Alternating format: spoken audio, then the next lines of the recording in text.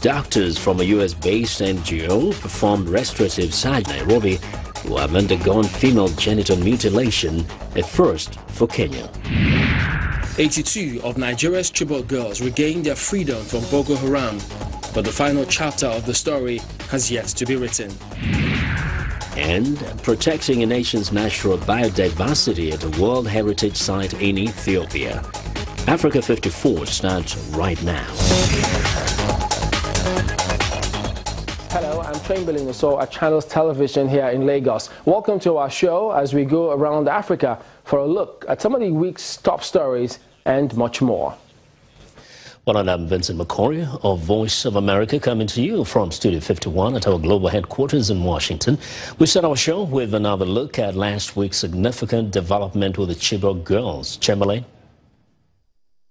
Yes, it was 82 of the abducted Chibok girls, to be exact, who regained their freedom last week. The girls were released on May 6th by Boko Haram after negotiation with the militants. Here's our report. It's a new dawn for these 82 young Nigerian girls from Chibok, northeast Nigeria, as they regain freedom from Boko Haram captivity after 3 years. The girls were released on Saturday, May 6th, near Banki town, Cameroon, after a successful negotiation with Islamic sect Boko Haram in exchange for their members in Nigerian military custody. This was made possible by the Nigerian government, the International Red Cross and the Swiss government. It's been a harrowing experience for these girls who were among the 276 students abducted from a secondary school in Chibok community of Borno State, northeast Nigeria in April 2014. On arrival in Abuja, Nigeria's federal capital, the girls are welcomed by the Chief of Staff to the President. Welcome our girls, welcome our sisters. We're happy to have you back. It's such a heartwarming news that we have been able to get 82 more of our girls brought back home. And so right now we have 106 that have been brought back home. We have 113 still waiting for us to go out there and get them and bring them back home. Though tired and uncertain, signs of relief are evident here.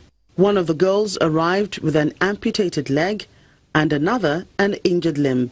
Both were quickly assured of the best medical attention by the Director of Medicals at the Department of State Security. We will do the best we can, just like we did before for the other girls. So they are in safe hands. They're in complete safe hands, and there's no need for anybody to worry. Thereafter, President Muhammadu Buhari meets with the girls at the presidential villa.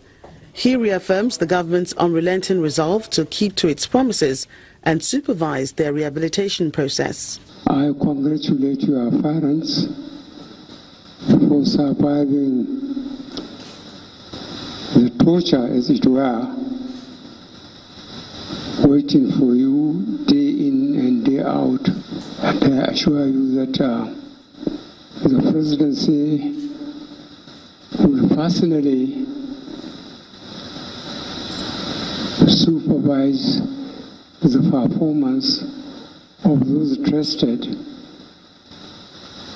with social welfare commitments made by the federal government. In October last year, 21 Chibok girls were released in a similar deal brokered by Switzerland and the International Red Cross Society. Boko Haram had launched terror attacks on Nigeria's northeast for over 8 years, resulting in the killing of people from the region and the displacement of over 2 million. While many girls still remain in the custody of Boko Haram, it's only hoped that one day they too will find their way back to the embrace of their families. Let's continue with the conversation about the release of the 82 Chibok girls, and joining us for that now is the Bring Back Our Girls strategic team member, Olatunji Baruwa. Welcome to Africa 54.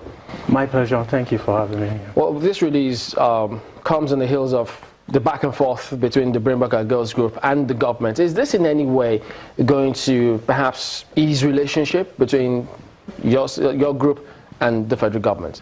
We hope so. Basically, our group has always been consistent in what we demanded of the government. But what we have had been a case where the government has been more focused on the actual rescue of the girls than the process that will lead to the rescue. You know, the rescue will not happen like a big bang. Certain processes will have led to it. And what we have told the government consistently is that in the middle of this, you need to carry stakeholders along, you need to carry the parents along, you need to carry the community along. They need to be briefed periodically on what you are doing so that they don't just appear to be in the dark. They are agonizing. We've lost about 20 of the parents over the last couple of years, and then you just see that most of the parents are always looking up to the Bring Back Our Girls group. They look up to us, they call us from time to time, oh, what's going on, and then you expect that when we march, we don't want the government to be reactionary. We want the government to take the lead and, you know, update the country and every stakeholder as they move along. And I think the process that led to this have been maybe commendable. But until we did the commemoration of the 3rd year of the abduction, the government had been mute. After the commemoration, we had the VP, had an interview with media, and talked about the ongoing negotiation. Then a couple of days later, the president released a statement. And a few weeks later, we have 82 girls. It's fine, but we just hope that they will perfect the process and, you know, improve on what they have done now.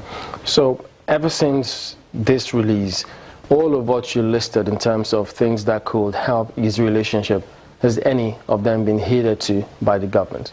I want to say that I think the process is on because since the release, we know that even though our group feel that it could have been managed better, but right now it's not been very impressive. But we commend the government for all they have done, and I know that the process of getting 82 girls has actually not been very easy.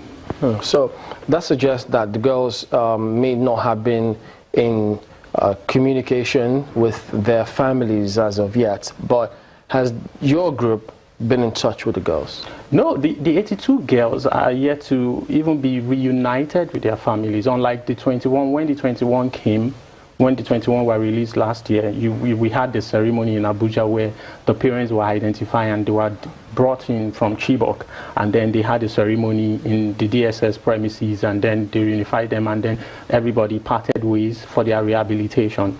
But this particular process, the girls are in Abuja and the parents are still in the Chibok area and some are in Chibok. So right now we are not in communication with the girls. We've never had access to the girls, and we are not pressing to have access to the girls. We're just saying that the process of taking in these girls, you should integrate their parents into it and their family members and community in such a way that it will hasten and improve their rehabilitation. It's better when parents are involved in resettling these girls. And you know, if you look at most of them in the images we have seen, they appear blank. Some of them are still, you know, yet to come to terms with where they have. 3 years is a long time to have been in captivity in a terrorist haven.